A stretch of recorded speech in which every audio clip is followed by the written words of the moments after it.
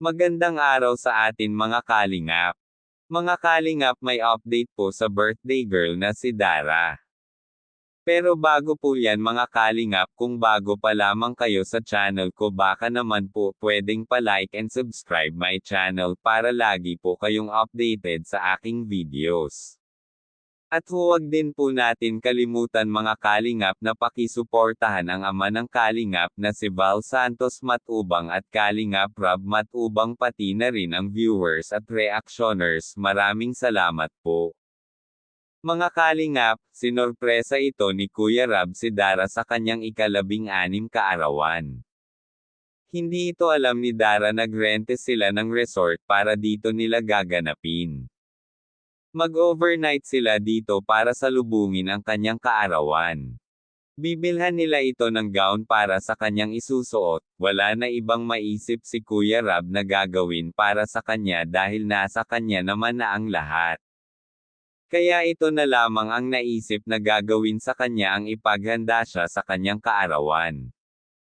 Kaya mga kalingap, tiyak na magiging emosyonal ito si Dara dahil hindi niya alam pinaghahandaan ito nila Kuya Rob. Plano kasi ito ni Dara mga kalingap na gusto lamang niya ito na maging simple lamang ang kanyang selebrasyon. Gusto lang niya makakasama ang mga mahal niya sa buhay at mga nagmamahal sa kanya at mga kapwa niya kalingap angels. Masaya na raw siya dito. Simpleng salo-salo lamang ay masaya na daw ito, dahil ang mga hiling niya ay natupad na ito ng Team Kalingap, ang magkaroon ng sariling bahay.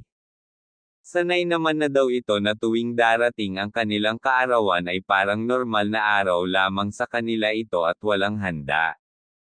Kaya sa pagiging simple ay masaya na siya dito, basta nasa malusog na pangangatawan at walang sakit, okay na sa kanila ito. Gusto na lamang ni Dara ay sana matuloy na ang pag-uwi ng kanyang tatay dahil matagal-tagal na rin nila ito hindi nakapiling. Kaya mga kalingap, abangan natin ang update sa susunod na birthday girl na si Dara. Kaya, hanggang dito na lang muna mga kalingap, maraming salamat po.